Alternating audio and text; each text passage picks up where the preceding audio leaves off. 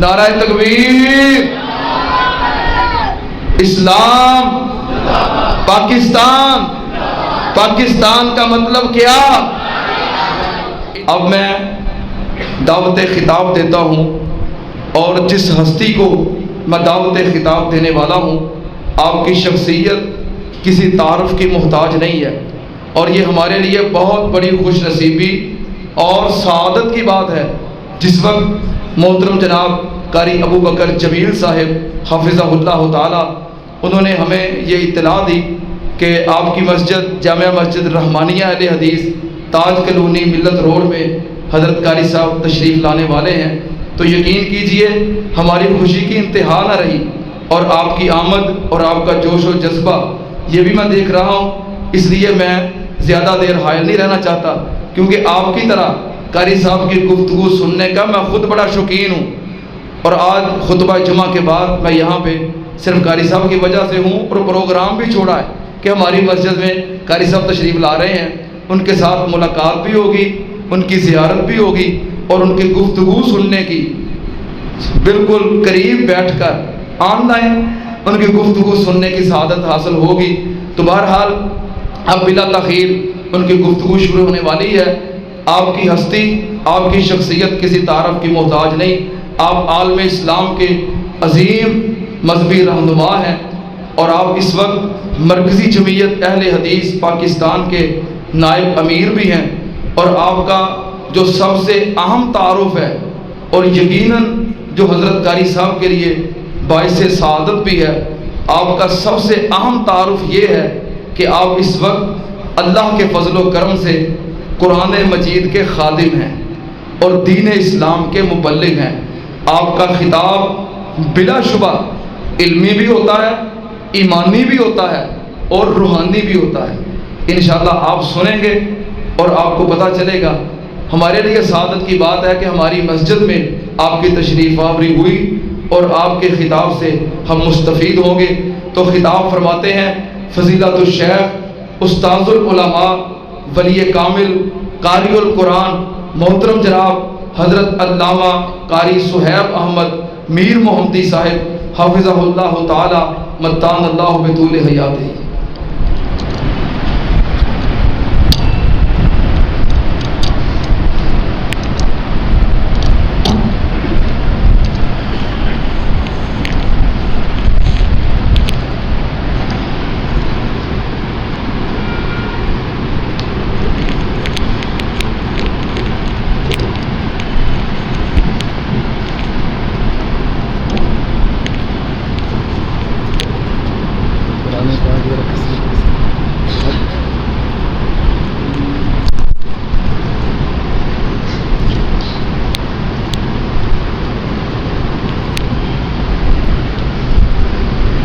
بسم اللہ الرحمن الرحیم الحمد للہ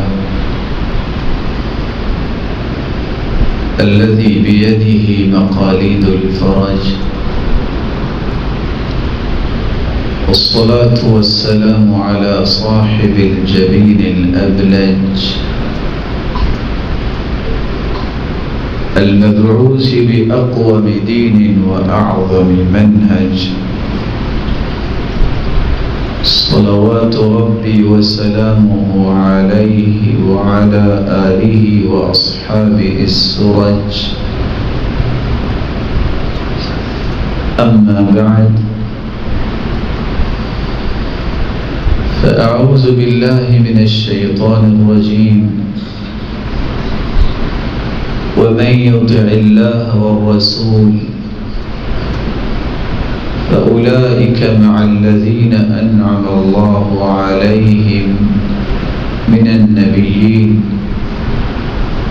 والصديقين والشهداء والصالحين وحسن أولئك رفيقا۔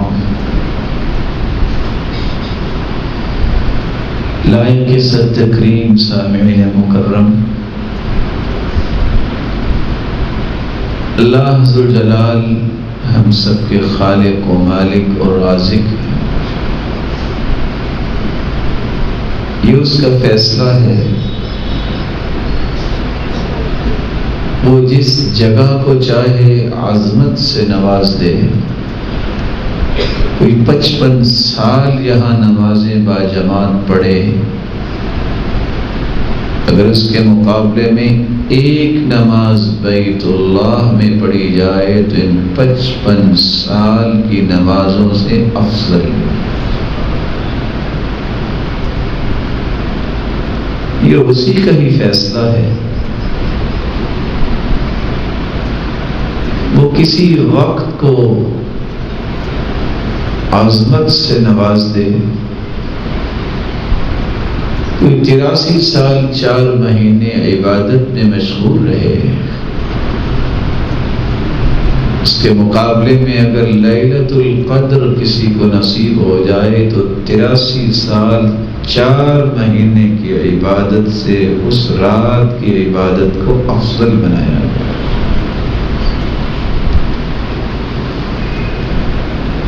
یہ اسی کا ہی فیصلہ ہے کہ وہ کسی کلمے کی فضیلت دنیا پر ظاہر کر دے.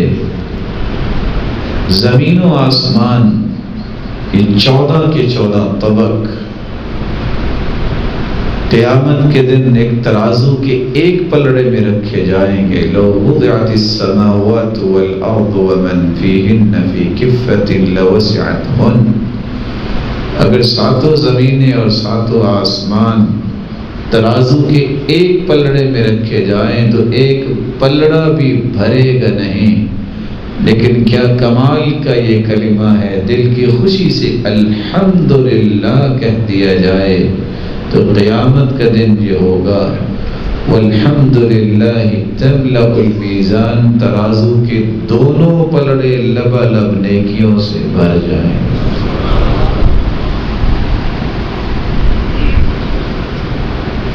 یہ اسی کا فیصلہ ہے کہ کسی انسان کو عظمت سے نواز دے.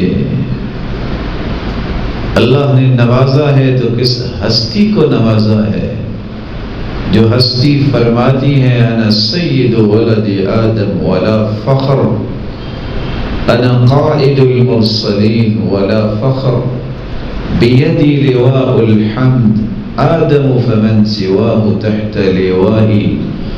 لوگوں میں پوری انسانیت اور آدمیت کا سرتاج ہوں، بے انبیاء کا قائد ہوں، لیکن فخر نہیں کرتا کیونکہ فخر میرے مالک کو پسند نہیں ہے.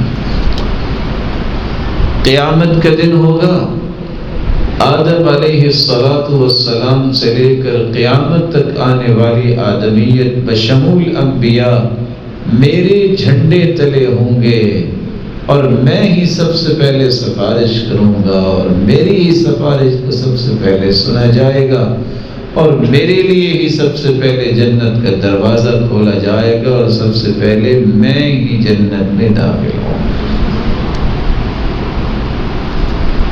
اتنی بڑی ہستی، اتنے کمال والی ہستی سے محبت کرنا بھی کتنا کمال کا کام ہے. آج انسان کی بات سن کے محبت کرتا ہے کہ یہ متقی ہے، یہ نیک ہے، یہ مالدار ہے، یہ عہدے والا ہے. لوگ اس سے کس قدر خوش ہوتے ہیں. اس کے ساتھ بیٹھنا، اس کے ساتھ ملنا، اس کے ساتھ سفر کرنا، اس کے پاس رہنا پسند کرتے ہیں. اس سے بڑا بھی کوئی خوش نصیب ہے جو کل قیامت کے دن جنت میں محمد مصطفیٰ کے ساتھ ہوگا.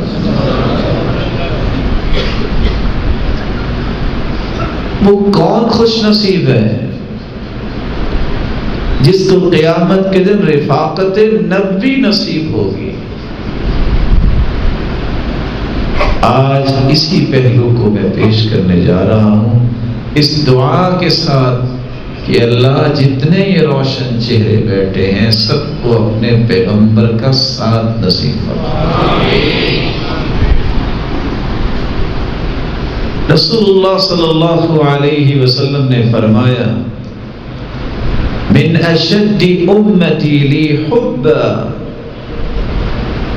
ناس یکونون بعدی یود احدهم لو رآنی بأہلہ ومالی، روئے زمین پر سب سے زیادہ مجھ سے محبت کرنے والا وہ انسان ہوگا جو کہے گا میرا سب کچھ لٹتا ہے تو لٹ جائے، کسی طریقے سے محمد مصطفیٰ سے میری ملاقات ہو جائے۔ تو آئیے میں وہ 10 اعمال آپ کے سامنے پیش کرنے جا رہا ہوں جن کو اختیار کرنے سے قیامت کے دن اس ہستی کا ساتھ نصیب ہو جائے۔ سب سے پہلا عمل، اس ہستی پر ایمان اس درجے کا لاؤ جس درجے کا ایمان آپ سن چکے صدیق اکبر لائے تھے، ایمان یقین کے ساتھ۔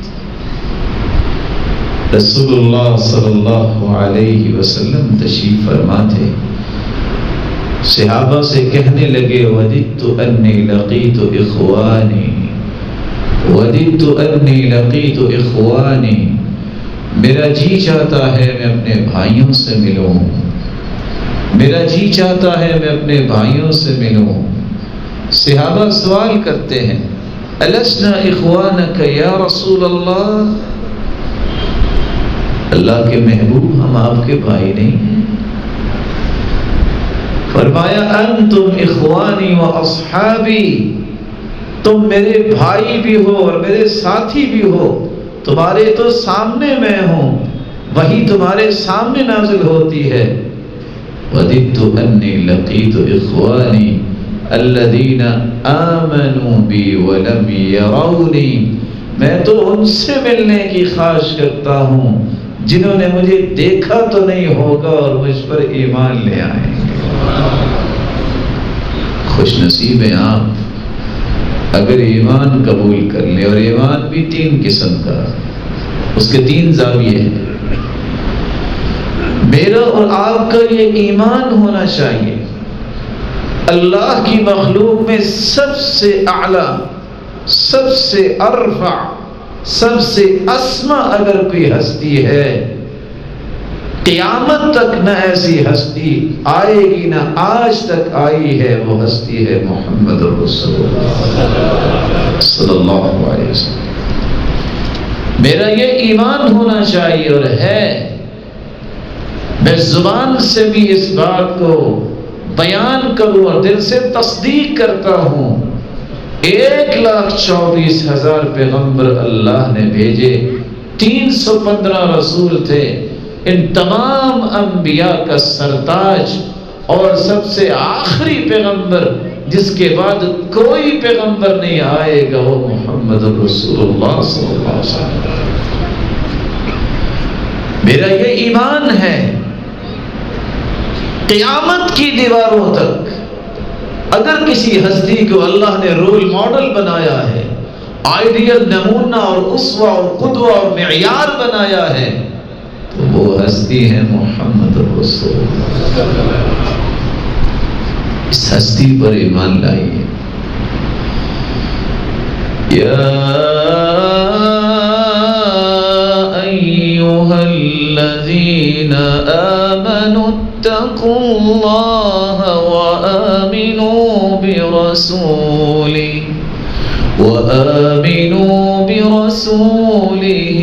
يؤتكم كفلين من رحمته ويجعل لكم نورا تمشون به ويغفر لكم والله غفور رحيم۔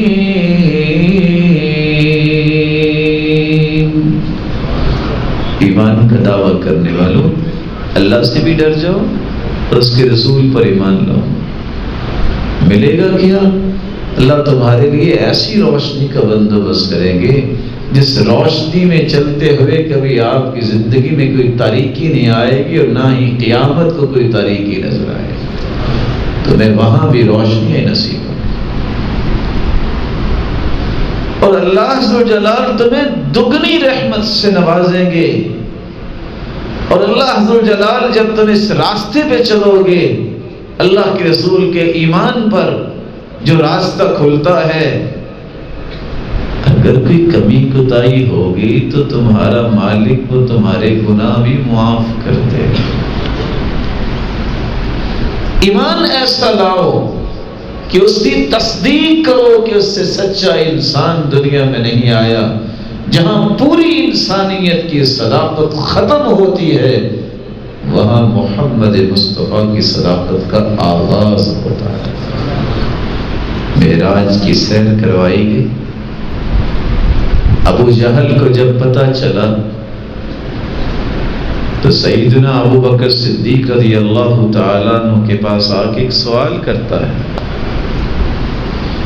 کیا خیال ہے 40 دن کا راستہ ہے مکہ سے شام، کوئی 40 دن کا راستہ راتوں رات سفر کر کے وہاں سے ہو کے آ سکتا ہے؟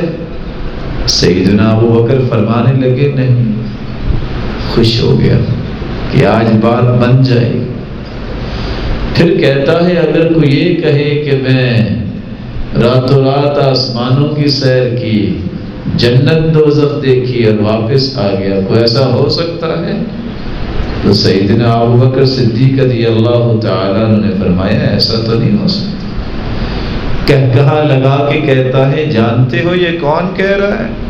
یہ آپ کا دوست محمد کہہ رہا ہے. کہا اگر اس ہستی نے کہا ہے انی لأصدقه فيما هو ابعد من ذلك، تم یہ بات کہتے ہو اس سے بڑی بات بھی وہ کہتے تو میں تصدیق کرتا ہوں. کوئی میرز نہیں کہ ہو سکتا یا نہیں ہو سکتا، یہ سوال ہی پیدا نہیں ہوا. کہا اگر محمد مصطفیٰ کی زبان اقدس نے کہہ دیا ہے تو میں اس سے بڑی بات کی بھی تصدیق کرتا ہوں کہ ہو سکتا ہے، کیونکہ اس سے سچا انسان اللہ نے دنیا میں بھیجا ہی نہیں. یہاں رک کے میں ایک گزارش کروں، ہو صحیح حدیث تمہیں کوئی شخص کہے کہ اس پہ ڈیبیٹ ہونی چاہیے، سمجھ لو یہ زندیق انسان جو ہے اس کے ایمان پہ ڈیبیٹ ہونی چاہیے. ہو محمد مصطفیٰ کا فرمان اور تم اسے قابل ڈیبیٹ سمجھو، اس سے بڑی صداقت کیا ہے؟ تمہیں اپنی عقل کا علاج کروانا ہوگا. محمد مصطفیٰ سے بڑھ کے تو کوئی سچا انسان نہیں. تو رفاقت اس کو ملے گی الذین آمنوا بی ولم یرونی. اللہ کے رسول نے فرمایا جس نے مجھے دیکھا تو نہیں ہوگا لیکن مجھ پر ایمان لے آئے گا کہ اللہ کے رسول نے سچ کہا ہے. ایمان ہے آپ کا کہ جو اللہ کے رسول نے فرمایا سچ فرمایا. رسول اللہ صلی اللہ علیہ وسلم کا فرمان ہے جو بندہ کہہ دے رضیت باللہ ربا وبالاسلام دینا وبمحمد نبی صلی اللہ علیہ وسلم، جو کہہ دے اللہ میں تجھے رب مان کے راضی، دین کو اپنی زندگی کا دستور اور آئین اور کانسٹیٹیوشن مان کے راضی، اور تیرے بھیجے ہوئے پیغمبر کو سچا نبی مان کے راضی. انعام 5 ملیں گے، جملے 3 ہیں. ذاق طعم الایمان، ایمان کی لذت و حلاوت و مٹھاس اسے نصیب ہو جائے گی. ایسا کہنے والا اگر کسی ظالم سے خوف زدہ ہے تو اللہ اس ظالم کے ظلم سے بچائیں گے. ایسا کہنے والے کی سفارش اللہ کے رسول فرمائیں گے. ایسا کہنے والا جو ہے اس کے بارے میں اللہ کے رسول فرماتے ہیں انا الزعیم، میں ضامن ہوں، لآخذنہ بیدی، میں اپنے ہاتھ سے اس کا ہاتھ پکڑ کے اسے جنت میں داخل کرواؤں گا. ایسا کلمہ کہنے والے پہ اللہ نے حق رکھا ہے ان یرضیہ یوم القیامہ. اللہ ذوالجلال جنت میں نعمتیں دیتے رہیں گے جب تک وہ بول کے نہیں کہہ دے گا رضیت یا رب، میرے رب میں راضی ہو گیا. اللہ ایسا ایمان ہر ایک کو نصیب فرمائے. رسول اللہ صلی اللہ علیہ وسلم کی رفاقت حاصل کرنے والا دوسرا عمل،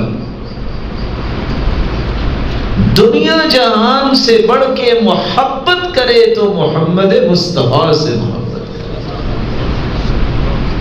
سیدنا انس رضی اللہ تعالیٰ عنہ فرماتے ہیں ایک شخص نے آ کے سوال کیا متی الساعہ، اللہ کی رسول قیامت کب آئے گی؟ آپ نے پوچھا وما اعددت لها، تم نے قیامت کی تیاری کیا کی ہے، قیامت کے بارے میں پوچھ رہے ہو؟ کہتا ہے حب اللہ و رسولہ، ایک اللہ کی محبت اور ایک اس کے رسول کی محبت ہے۔ آپ نے فرمایا انت مع من احببت، دنیا میں تم جس سے محبت کرتے ہو قیامت کے دن اسی کا ساتھ نصیب ہو جائے۔ انس کہتے ہیں ما فرحنا بعد الاسلام، اسلام کے بعد آج تک اتنی خوشی نہیں ملی جتنی یہ حدیث سن کے خوشی ملی ہے۔ فإني أحب النبي وأبا بكر وعمر وإن لم أعمل بأعمالهم، میں اللہ کے رسول سے بھی محبت کرتا ہوں، ابو بکر سے بھی محبت کرتا ہوں، عمر سے بھی محبت کرتا ہوں، میرے ویسے اعمال تو نہیں، خوشخبری اس ہستی نے دے دی ہے دنیا میں جس سے محبت کرتے ہو اسی کا ساتھ نصیب ہو جائے۔ اللہ کے رسول سے سچی محبت کیجئے، اللہ اس کی رفاقت نصیب فرمائے۔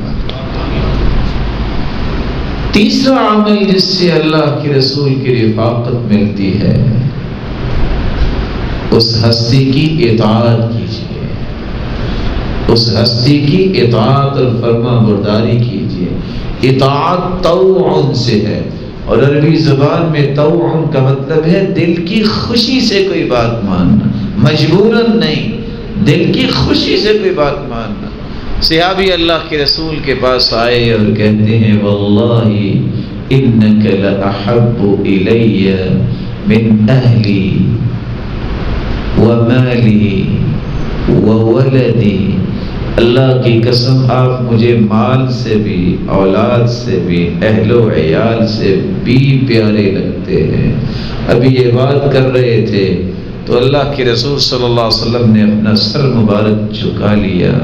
آپ نے جب سر اٹھایا تو ساتھ یہ آیت اللہ کی طرف سے نازل ہو چکی تھی، وہ پڑھ کے سنائی وَمَن يُطِعِ اللَّهَ وَالرَّسُولَ فَأُولَئِكَ مَعَ الَّذِينَ أَنْعَمَ اللَّهُ عَلَيْهِمْ مِنَ النَّبِيِّينَ وَالصِّدِّيقِينَ وَالشُّهَدَاءِ وَالصَّالِحِينَ وَحَسُنَ أُولَئِكَ رَفِيقًا، جو اللہ اور اس کے رسول کی اطاعت کرے گا قیامت کے دن انبیاء کے ساتھ کھڑا ہوگا، صدیقین کے ساتھ کھڑا ہوگا، شہداء اور صالحین کے ساتھ ہوگا، اور اس سے اچھی رفاقت اور کون سی ہو سکتی ہے؟ اللہ عز و جلال ہمیں اپنے رسول کی اطاعت نصیب فرمائے۔ ایک چوتھا عمل جس سے اللہ کے رسول کی رفاقت مل سکتی ہے، اس کو اپنے لیے آئیڈیل بنا لو اور اس کے نقش قدم پہ چلنے کے لیے تیار ہو جاؤ۔ میری اور آپ کی صبح اور شامیں، یہ ظہریں اور عصریں، اٹھنا بیٹھنا رسول اللہ صلی اللہ علیہ وسلم کی سنت کے مطابق ہو جائے تو اس سے بھی اس ہستی کا ساتھ مل جائے گا۔ ترکت فیکم امرین لن تضلوا ما تمسکتم بہما کتاب اللہ و سنت رسولی، میرے صحابہ میں دو چیزیں چھوڑ کے جا رہا ہوں، جب تک اس کو مضبوطی سے تھامے رکھو گے تم گمراہ نہیں ہوگے۔ اور دوسری روایت میں آتا ہے میں دو چیزیں چھوڑ کے جا رہا ہوں، ایک اللہ کی کتاب ہے وعطرتی اہل بیتی، اور دوسرے میرے اہل بیت ہیں، اور تیسری روایت کے الفاظ ہے وہ سنتی، اور میری سنت ہے، جو اس کو تھام لے گا وَلَن يَتَفَرَّقَا حَتَّى يَرِدَ عَلَيَّ الْحَوْض، کتاب و سنت کے مطابق عمل کرتے رہو گے، قیامت کے دن حوض کوثر پہ میں تمہارا انتظار کروں۔ ایک پانچواں عمل جس سے آپ اللہ کے رسول کی رفاقت حاصل کر سکتے ہیں، کثرت سے اس ہستی پر درود بھیجا کر. حدیث کے الفاظ ہیں ان اول الناس بیوم القیامہ اکثرهم علی الصلاۃ. قیامت کے دن سب سے قریب میرے وہ ہوگا، سب سے پیارا مجھے وہ لگے گا جو سب سے زیادہ مجھ پہ درود پڑھتا ہوگا. امام ابو حاتم الرازی اس روایت کی شرح میں لکھتے ہیں وفی هذا الخبر دلیل، اس حدیث کے اندر اس بات کی دلیل ہے علی ان اول الناس برسول اللہ ہم اصحاب الحدیث. سب سے قریب قیامت کے دن اللہ کے رسول کے اصحاب الحدیث اہل حدیث ہوں گے. کیوں؟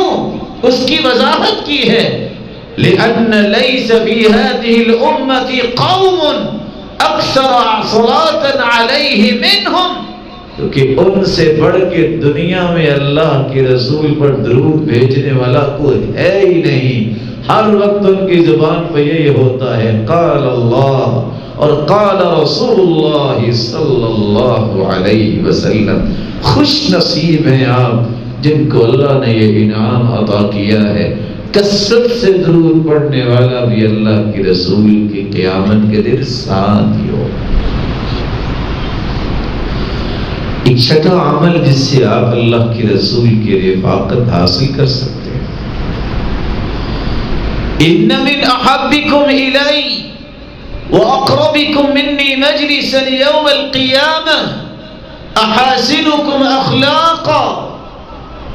میرے صحابہ، سب سے پیارا اور سب سے قریب قیامت کے دن میرے وہ ہوگا جس کا اخلاق اچھا ہو.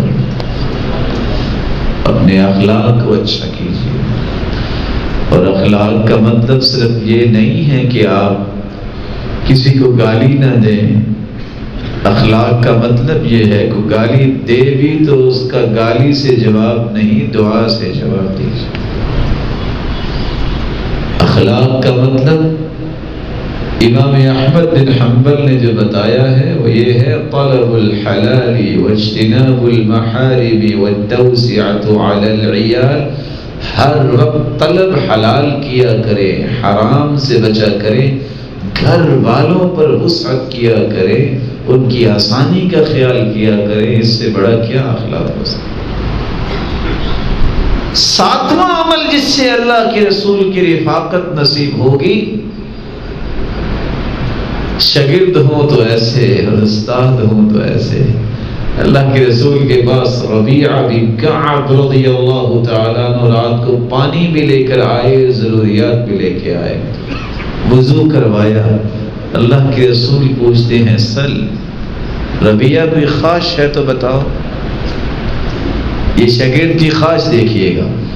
اسألک مرافقتک فی الجنہ. اللہ کے رسول یہ نسبت اور قسمت مجھے بہت پیاری لگ رہی ہے. میں خادم، آپ مخدوم. صرف ایک ہی گزارش ہے، دعا کر دیجئے کہ اللہ قیامت کے دن بھی جنت میں مجھے آپ کے ساتھ رکھے. قال ابا غیر ذلك، کچھ اور بھی چاہیے؟ قال هو ذاك یا رسول اللہ. اللہ کے رسول جس کو جنت مل جائے اور آپ کا ساتھ مل جائے باقی کیا بچا ہے. صرف اللہ کا دیدار ہی اس سے بڑی نعمت ہے. کہا اگر اس شوق اور ذوق اور تڑپ میں سچے ہو فَأَعِنِّي عَلَى نَفْسِكَ بِكَثْرَةِ السُّجُودِ. کثرت سے نوافل پڑھنا اور سجدے کرنا، جنت میں تم میرے ساتھ ہی ہو. اگر آپ پسند فرمائیں تو ایک چھوٹا سا سوال کر سکتا ہوں. حدیث ہے جس کو رفاقت چاہیے کثرت سے نوافل پڑھے. آج کون سا دن ہے؟ جمعے سے پہلے کتنی رکعتیں پڑھتے ہیں؟ نہیں کچھ پڑھتے. بولے کہاں لکھا ہے 4 پڑھنی چاہیے؟ جی جتنی پڑھ سکتے ہیں. ثم صلی ما قدر له. صحابہ نے 2 4 6 8 10 بھی پڑھی ہیں اور ابن القیم رحمۃ اللہ علیہ نے تذکرہ کیا ہے، لیکن 2 تو پڑھ کے ہی بیٹھنا چاہیے نا. تحیۃ المسجد جمعے کے بعد کتنی پڑھتے ہیں؟ من صلی الجمعہ فلیصلی بعدها 4. کس کس نے 4 رکعتیں پڑھی؟ یہ محبت ہے. اللہ کے رسول نے 12 رکعتیں پڑھنے پہ جنت میں گھر کی ضمانت دی ہے. دور نہ جائیے، پچھلے ہفتے کو چیک کیجئے کہ ہر روز میں نے 12 رکعتیں پڑھی. وہ کیا لوگ تھے. ابن حبیرہ بیان کرتے ہیں عبداللہ ابن المبارک نے مغرب کی نماز پڑھی، ذکر کیا، سجدے میں چلے گئے. میں نے سوچا راوی لکھنے والا لکھتا ہے ابھی سر اٹھاتے ہیں، ابھی سر اٹھاتے ہیں. سجدہ اتنا لمبا کیا کہ عشاء کی اذان شروع ہو گئی. ہمیں اس محبت کو زندہ کرنا ہے. ہارون الرشید تھا تو بادشاہ، لیکن ایک نیک شخص نے اس کے کان میں ایک بات کہی تھی، اگر چاہتے ہو دنیا کی بادشاہی کو مضبوط کرنا اور جنت میں بھی بادشاہی اپنے آپ کو جنت کا وارث بنانا چاہتے ہو، صرف ایک کام کر لو، 8ویں دن علماء کے ساتھ بیٹھ جایا کرو. 8ویں دن علماء کے ساتھ. پھر وہی کچھ ہوا جب اس نے ایسا کرنا شروع کیا. اس کے صدارتی محل کے اندر 70 ایسی بچیاں پڑھتی تھی جنہوں نے اپنے ہاتھ سے خط کوفی میں پورا قرآن لکھا تھا، اور وہ کہا کرتے تھے جب تک میں کچھ 100 رکعتیں نہیں پڑھ لیتا مجھے سکون ہی نہیں آتا. نوافل پڑھا کریں. اب تو سردی آنے والی ہیں، راتیں لمبی ہو گئی ہیں، تہجد پڑھا کریں. اور میں تو اتنی بھی گزارش کروں گا، آپ 8 رکعتیں نہیں پڑھ سکتے، بہت تھکے ہوئے ہو، عشاء کی نماز کے بعد ہی سونے سے پہلے ہی کو 2 رکعتیں پڑھ کے 10 آیتیں پڑھ لیا کرو. من قام ب10 آیات لم یکتب من الغافلین. جو 10 آیتیں اللہ کے سامنے کھڑے ہو کے پڑھ لیتا ہے اس کا غافلوں سے نام کاٹ دیا جاتا ہے. 10 آیتیں بھی یاد نہیں ہیں.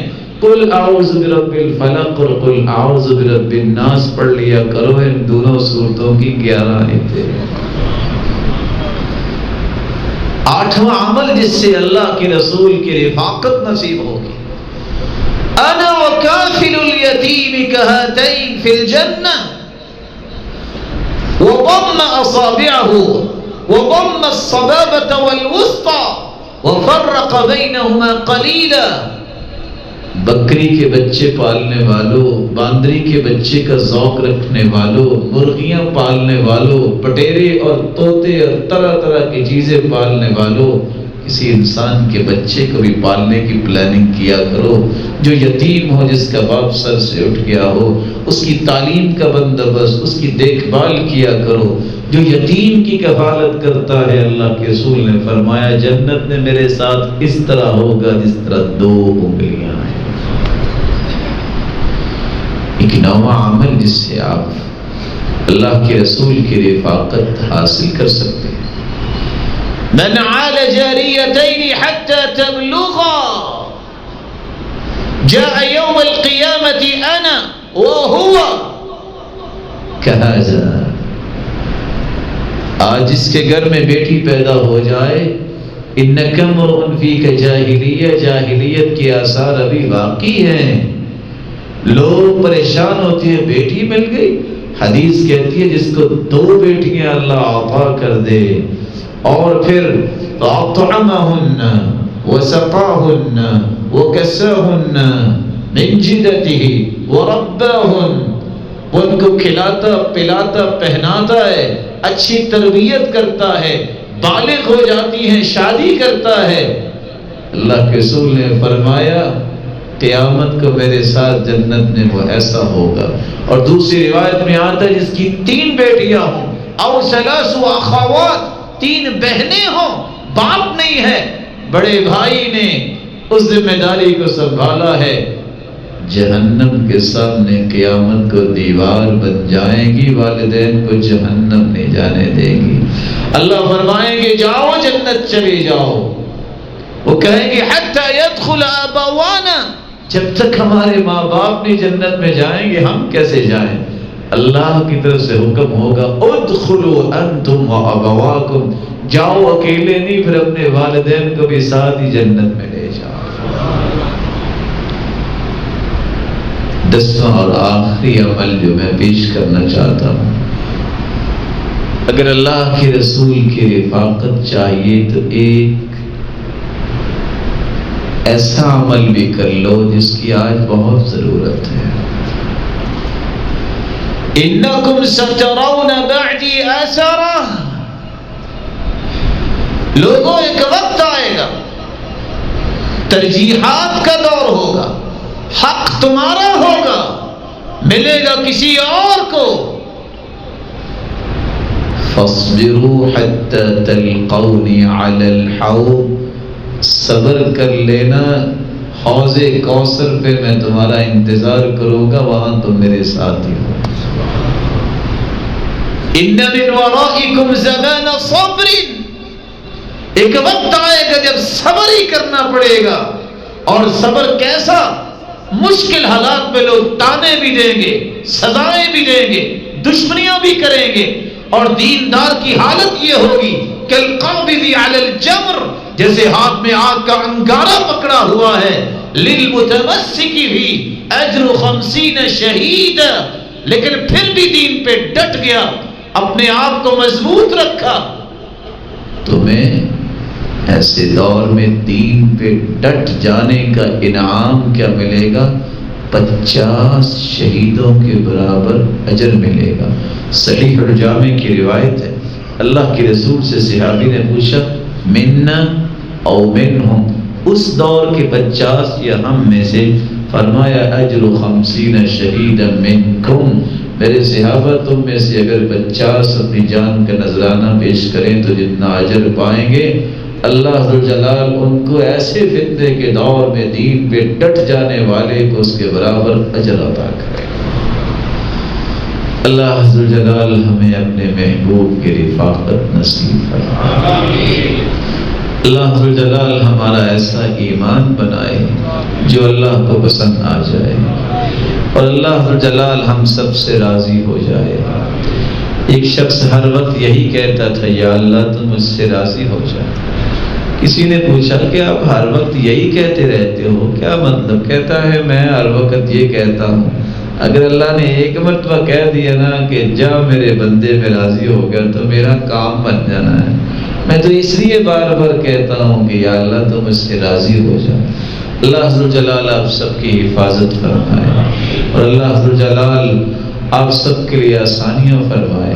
بلا شبہ یہ سختیوں کا دور ہے، فتنوں کا دور ہے، لیکن دین پہ سودے بازی نہ کرنا، دین کے اوپر ڈٹے رہنا۔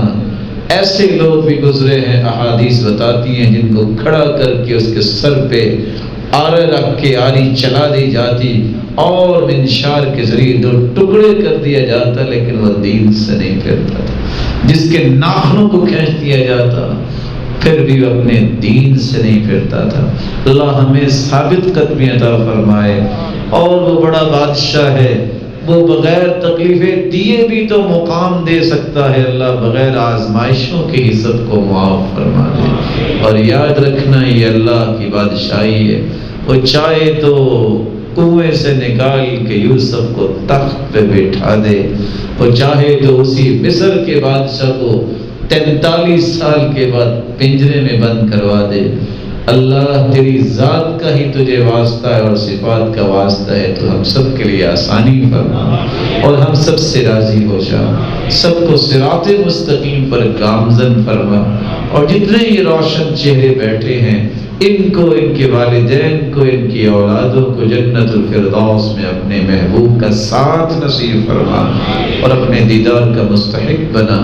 وآخر دعوانا الحمد للہ رب العالمین۔